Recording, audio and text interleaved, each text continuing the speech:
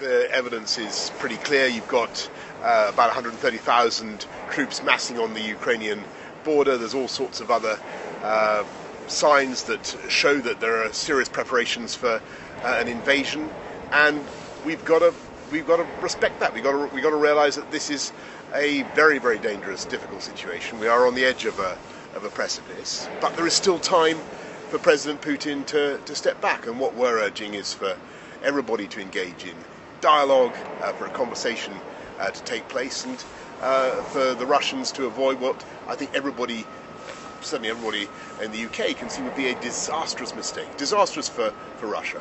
The signs are, as you've heard from President Biden, that they're at least planning for something that could take place as early as in the next 48 hours.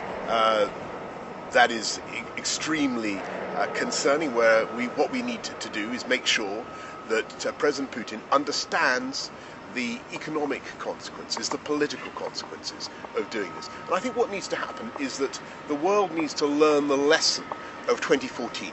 If you remember, Russia took eastern Ukraine, they took Crimea, but we didn't really do enough to divest, to move away from dependence on Russian hydrocarbons. And what I think all European countries need to do now is, get Nord Stream out of the bloodstream, yank out that hypodermic drip feed of Russian hydrocarbons that is keeping so many European economies going. We need to find alternative sources of energy, and we need to get ready to impose some very, very severe economic consequences on Russia.